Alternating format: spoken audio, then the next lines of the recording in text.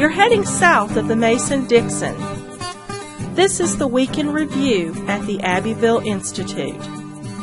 Here is your host, Brian McClanahan. Welcome back to the Week in Review at the Abbeville Institute. This is your host, Brian McClanahan, and this is episode 74, covering the week of May 29th through June 2nd, 2017. Glad to have you back on the program. Glad to be here. Before we get started, the housekeeping as always. Please make sure that you follow us on Twitter, like us on Facebook, like our YouTube page. Of course, all of that can be found by searching for Abbeville Institute. Also, we have a variety of donation options. You can help us explore what is true and valuable in the Southern tradition by giving us as little as $3 a month or $25 a year if you're a student. We also have monthly membership options for individuals as little as $5 a month or $50 a year. That will help us keep the lights on, help us keep this podcast going, help us keep the website up and running, all of those things, and help us provide high-quality programs for the public and the academic community, also students. We have a student-centered program coming up in July, just a little over a month away now, our 15th annual summer school. There are still very few slots left for that, but if you are interested in going to the summer school, you need to contact Dr. Livingston as soon as possible so you can get on the list and get on over to the summer school. It's not just a series of dusty, dry, boring lectures. It's a vacation and an event. People enjoy going. It is a week-long event. They like being there at the beach in South Carolina and also hearing some great material from our scholars and academics at the Abbeville Institute. So please consider that as well. All of these things, if you do like this podcast, share it around on Facebook or Twitter. If you like our material that we publish, our website is a virtual library of Southern thought. We have well over 1,000 articles on the website now. We have primary material in the Jim McClellan Library, among other things. So we have free audio lectures, free video lectures. So we have a lot of stuff out there for you to digest, and you can share all that stuff around on social media. So please do that.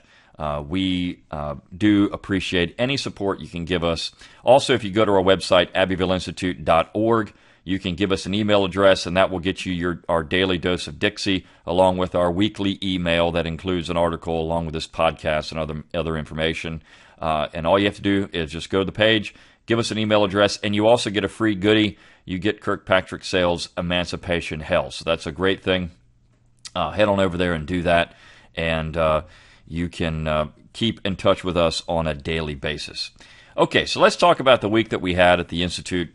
As usual, 5 articles, and there was a general theme this week. We spent a lot of time talking about Confederate monuments and also Confederate history and the contextualization, quote-unquote, of Confederate history and what that means for the future of America.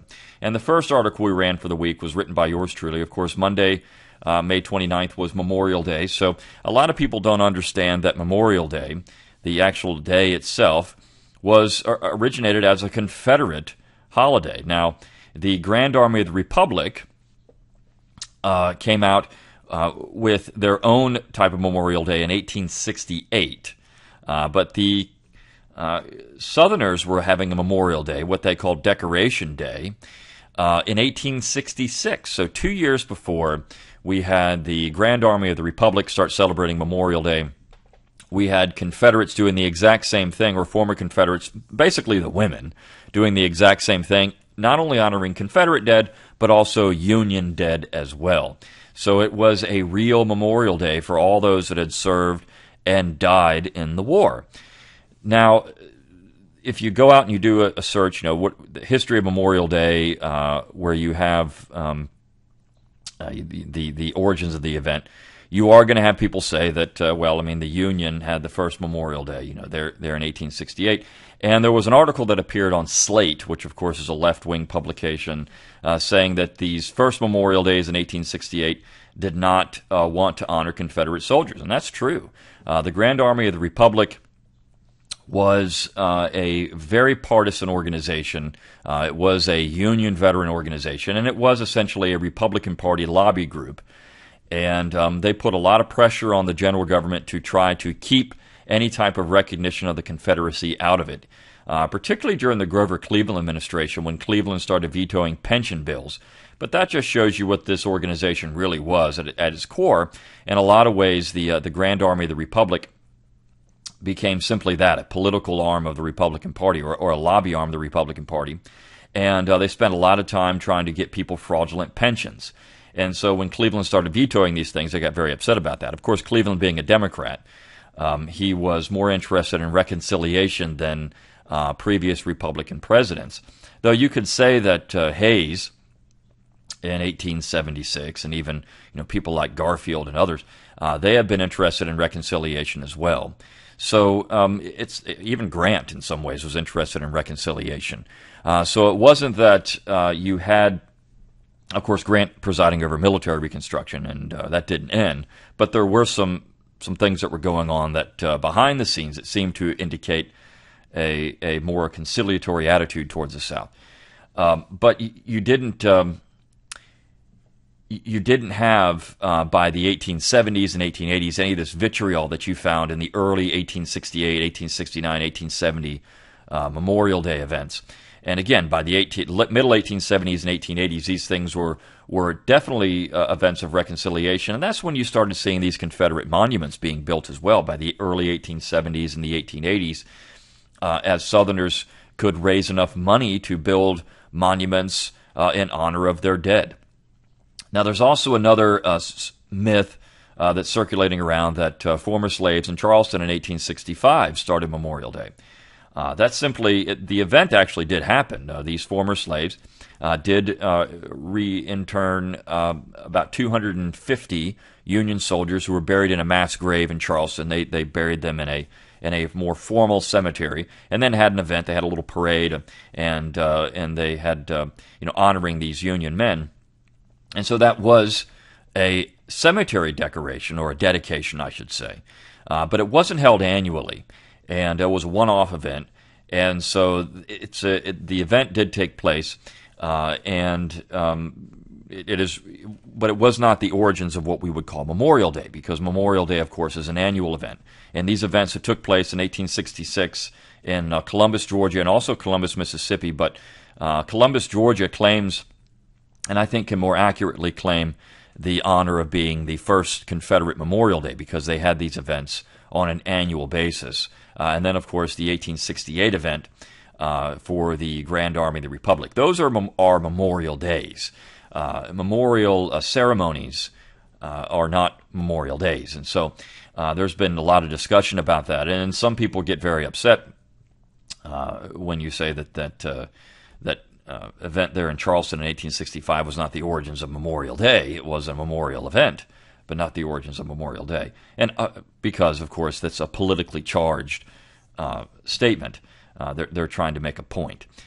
So in this particular case, when we look at annual events, you have this Confederate heritage. And, of course, most people don't realize that. And every American president, essentially from Teddy Roosevelt to Bill Clinton, honored, even George W. Bush, but honored the Confederate soldiers at the Arlington Cemetery by putting a wreath there. They recognize this. You can find images of all kinds of presidents standing with Confederate battle flags. The image we use on the website is Warren Harding in 1921, I should say, standing in front of U.S. flags, the bunting there with the Confederate battle flag right behind it. So, these events, particularly by the early 20th century, became events of reconciliation. There were still veterans alive at that point, and you got to understand these people had gotten old by the 1920s, and so all of that vitriol of youth had really mellowed out with gray hair, and they recognized that, we need to celebrate the reunification, that we'll honor these men as brave. They fought their fight, we fought our fight. We're going to shake hands across these memorials, and we're going to bury the hatchet. And that type of reconciliation really maintained all the way up until basically the last 30 to 40 years. And that's when a lot of it started to go away.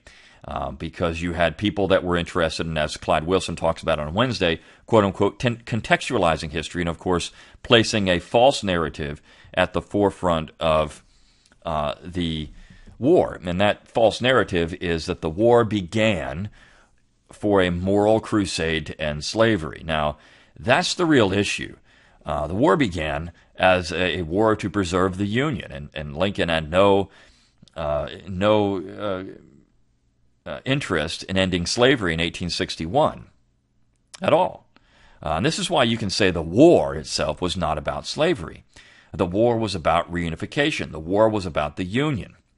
And we have a piece on that we ran on Thursday, Blame Abraham Lincoln for Confederate Monuments.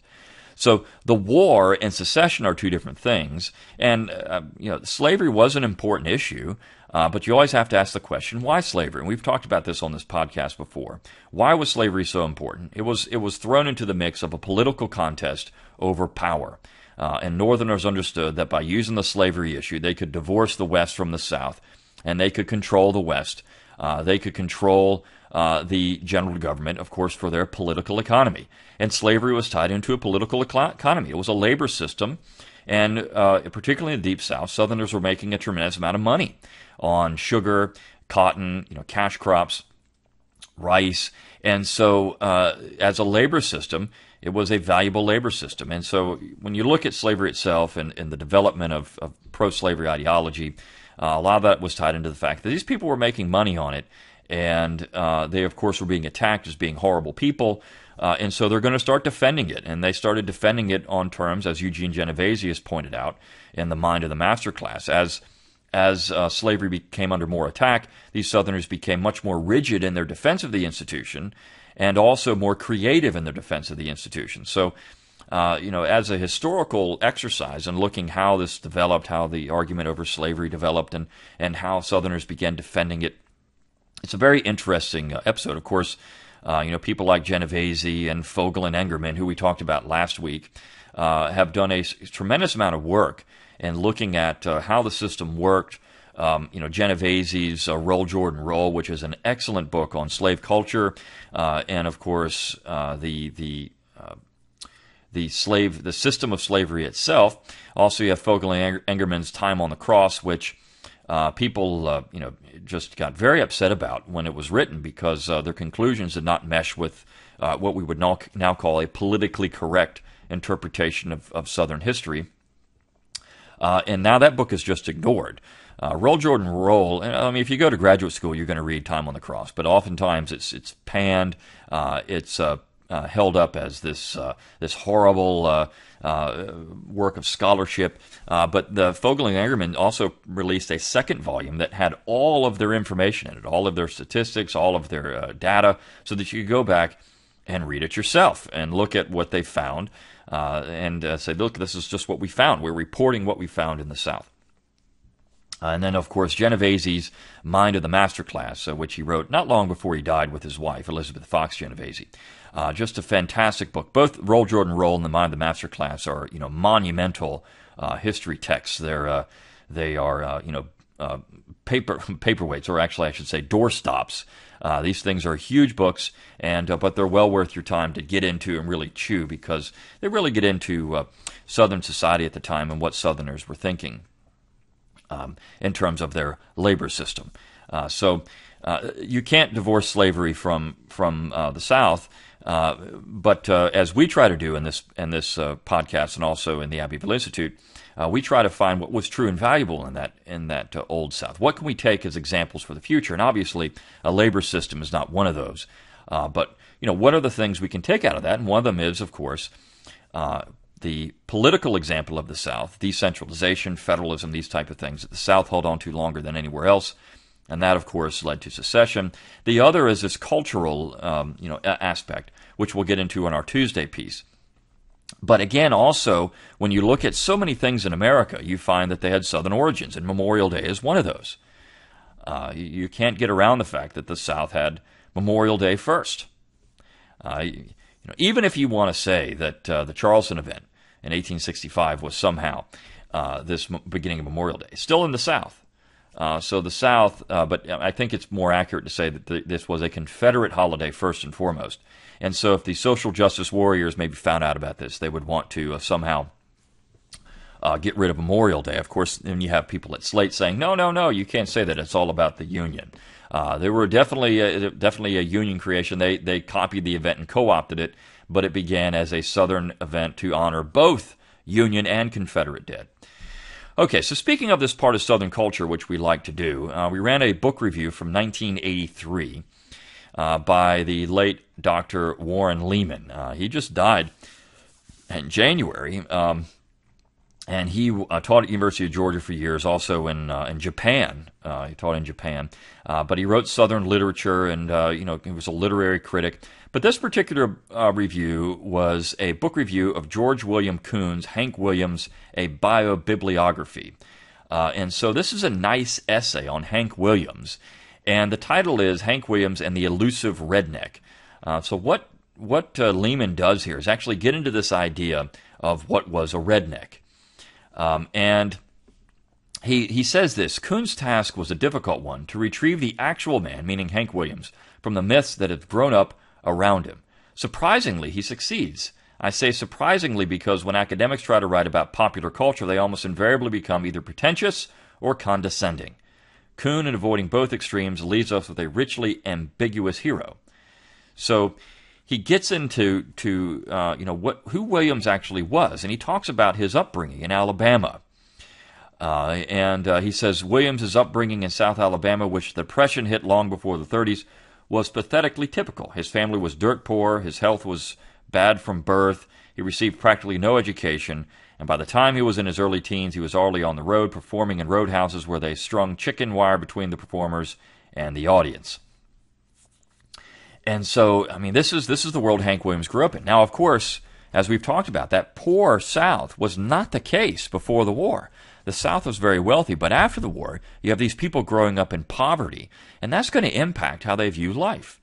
And so, as Lehman says, Coon was a Southerner, and so he understands what a redneck was. And this is one of the best definitions I've seen of it. And so here's how Coon and, of course, Lehman defined a redneck. He is a man between a farmer without a farm, a family man without a stable family, a religious man without a religion. He alternates between an enthusiasm for the land, for mother and father, for God, and a hard-headed commitment to life as it is. So there's all these tensions in being a poor Southerner. And you found that a lot of Southerners escaped in music. You had that, when you have this musical renaissance of the 1960s and 70s in the South, in places like Muscle Shoals, in North Alabama. Again, Alabama, here's Williams coming from Alabama. But you had this musical renaissance, with country music in the 30s and 40s. You had bluegrass beginning in the 1930s with Bill Monroe, and then, of course, country music, the 40s. And, you had your first hit country tune in the 1920s. But you have this, kind of musical renaissance. And that carries forward into the 60s, and that carries over into things like, soul music, which became known as the Motown sound, but, of course, originated in Alabama. And then you have, this Southern rock sound and all these things. So that comes out of this dirt poor South because these people had a story to tell. What you find in music and literature, if you don't have a story, if you don't have an experience, you don't have those things. And Southerners had those things. They had a story. And this is why some of the best literature and music has always come out of the South, because there's a story here. These are real people experiencing real things, and country music is just blues music. And so, this is what you had. This blues rock, Southern rock is blues rock. I mean, you had this perspective that you didn't have in the North. I mean, it's kind of hard to, and of course there's poor Northerners without a doubt. But when things are going well, you don't have the same perspective on life where it is dreary. It is something that is to be tolerated. And so that's going to produce a different view on things and a different worldview, without a doubt. And so Lehman also says, naturally, the redneck is a fearful creature in American society. He's volatile, he's morose, he's sentimental and cruel, but he's also easygoing and violent. He's a teetotaler and a drunkard. He's a village atheist and a fanatic. So he's all these, he's this dichotomy. He's all these different things. And this is what made Hank Williams' music so important. And this is when we look at Southern culture and you're trying to find these things. You look at Southern literature and you try to find the essence of what it is to be a Southerner. And this is one thing we do at the Abbeville Institute. And the South had a real culture that made Southern people unique And it goes all the way back to the colonial period. But, I mean, I think that's the thing that really galvanized the South around each other. And that had nothing to do with slavery. The South would have been the South without that. I think you can see that from the colonial period forward. This culture, this Celtic Cavalier culture, throw in also some of the mix of Spanish and French, and you had a real, and of course African influence as well. You had a real Southern culture, something that made these people unique, and that's why they were able to say, "We want independence." And when you look at the South moving forward, the North kind of lost this as immigration took place in the North, and you started having a mix of so many different people. It wasn't homogenous like you had in the South. You had all these different people moving in. It really lost its culture. The North did have a culture. It had a Puritan kind of Quaker culture. And then, of course, you had in New York, you had the patroonships, which were very much, these Dutch were very much like Southerners, and that actually filtered into New Jersey as well.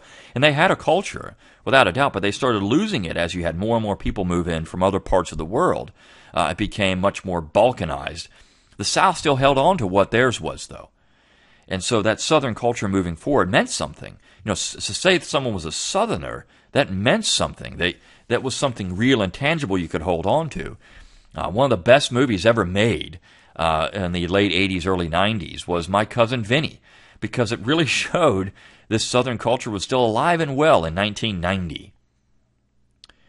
And of course, they're trying to make fun of it a bit. This New York lawyer comes down here and he's able to, bamboozle these ignorant Southerners. But there's also this kind of quaintness about the Southerners as well, that they were real and they weren't just stupid. I mean, you had the judge who was played by Herman Munster. He was a laudable character.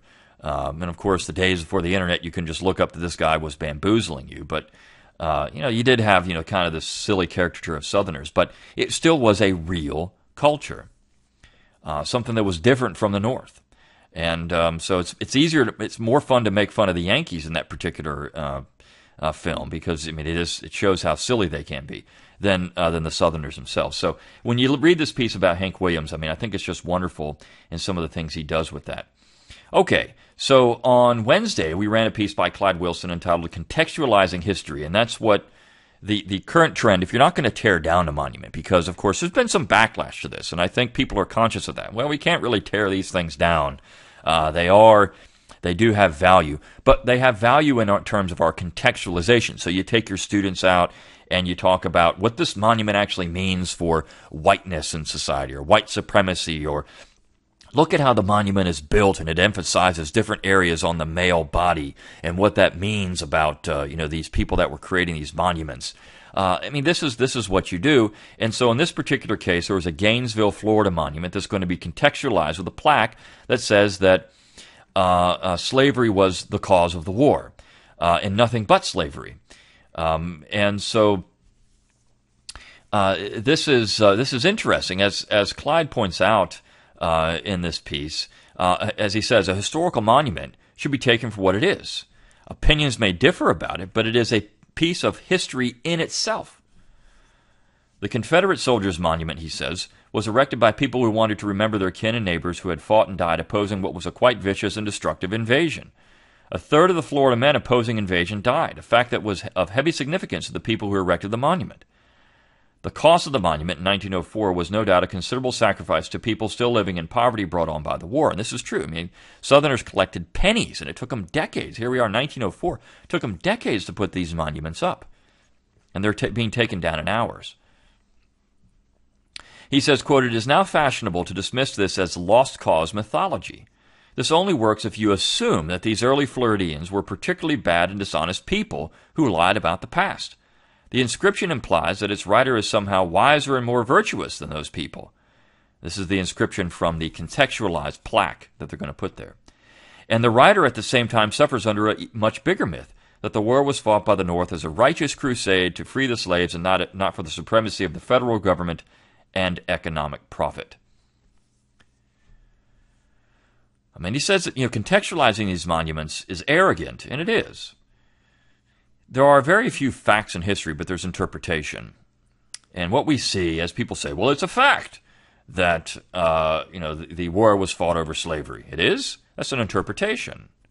You can find just as many people, even at the time in 1861, who didn't say, I'm going to go fight to free slaves, or I'm going to fight to keep slavery. You did find that. But most of the soldiers said, I'm fighting for the principles of 1776. I'm fighting for George Washington. I'm fighting for the founding generation. You found that actually both North and South. So when these monuments say that they're fighting for the principles of 1776, they're actually echoing things that were said right when the war began.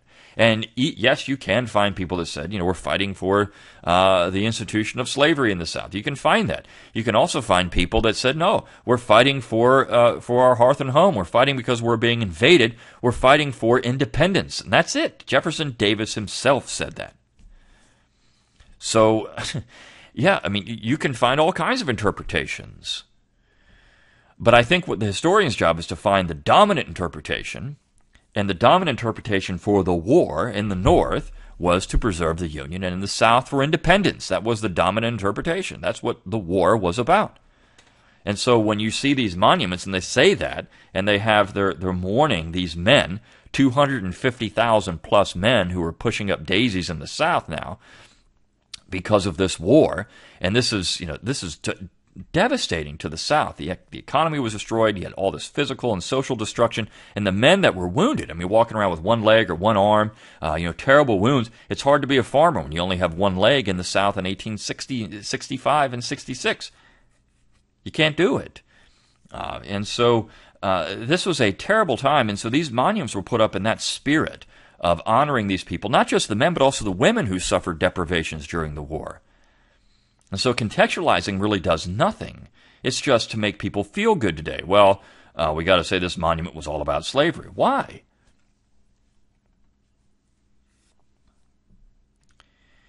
And as Clyde says, this tragedy that happened in 2015 in Charleston, this mass murder, the plaque says this promoted a national conversation. Didn't promote a national conversation. It just allowed the people who had been for years agitating to take down monuments and flags to really have a platform to do it. There was no national conversation about what the war meant or what these men meant to the South or what Union veterans said about these men or any of that. It wasn't an honest conversation. It was a crusade. The narrative was already there. The blueprint was already there to go out and attack Southern symbols, Confederate symbols. It was already going to happen. And of course, the end result of that is not the low-hanging fruit as these Confederate symbols. The end result is going to be trying to take down other symbols who people say smack of this, slavery in American history or quote-unquote white supremacy, whatever it is. You're going to have to tear down the entire fabric of the United States. George Washington, Thomas Jefferson, James Madison, the Constitution, the Declaration, all these things. Memorial Day, the entire architecture of the United States. Andrew Jackson there in New Orleans, already going after that. The thing that's interesting, of course, they did attack Joan of Arc. Joan of Arc who had nothing to do with slavery. But Joan of Arc, some of the things have been left alone that, Ponce de Leon, for example, in Florida, he's left alone. But so he, of course, was a much more vicious slave owner and slave trader than just about anybody you'd find on these Confederate memorials. I would say anyone you would find on these Confederate memorials. Ponce de Leon was worse, but yet he's okay. So it's amazing to me that where this is going. But again, the blueprint was already there. This has allowed the people to launch that crusade to get rid of these things. And so as Bo Trawick talks about on Thursday, blame Abraham Lincoln for these Confederate memorials. Without Lincoln invading the South, which he equates, again, very well using an economic equation, and it's a pretty interesting way to do it.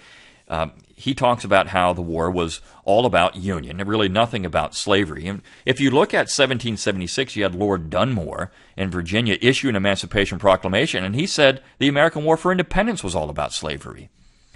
And, of course, that's often ignored because we won the war, right? So we can just say, well, that wasn't true. It wasn't about slavery. It was about independence. Okay. Well, why is it any different than 1861 when Lincoln, or 1863 actually, when Lincoln issues his Emancipation Proclamation? 1863, 2 years after the war has already been ongoing, Lincoln issues his Emancipation Proclamation as a war measure. And of course, the ending slavery was a byproduct of the war, not the beginning of the war. So, you have this, and it's all about economics. Trawick does a nice job pointing out that there was the mercantile system. The North was using a much more mercantile system than the South, and they needed the colonies of the South, the raw materials, to finance their mercantile system. I think it's hard to say that Southerners paid 80% of the tariffs. Southerners were extremely wealthy, and they were importing a tremendous number of manufactured goods. But the thing that's important, as Philip Lee has pointed out, is that they would lose that balance of trade should the South leave. They were producing all the cotton, tobacco, sugar, rice, all these things that the North was exporting to keep a balance of trade, having a commodity to trade. You don't have the South anymore. You don't have those things. Yeah, you do have food products coming out of the Midwest. You have corn and wheat, which of course were important. But the South is also producing a large amount of that material as well, and fruits and vegetables. And so it wasn't just these cash crops. You had these things we consider commodities like cotton or tobacco or sugar. You had other foodstuffs as well that were being produced in the South. And as historians have shown, the South was fairly self-sufficient in those things, the food products that they could get. So you had all of that. That balance of trade would be ruined, and of course the South as a free trade section would destroy the Northern economy. So when you look at it from that way, it shows how important the economics were to this particular war.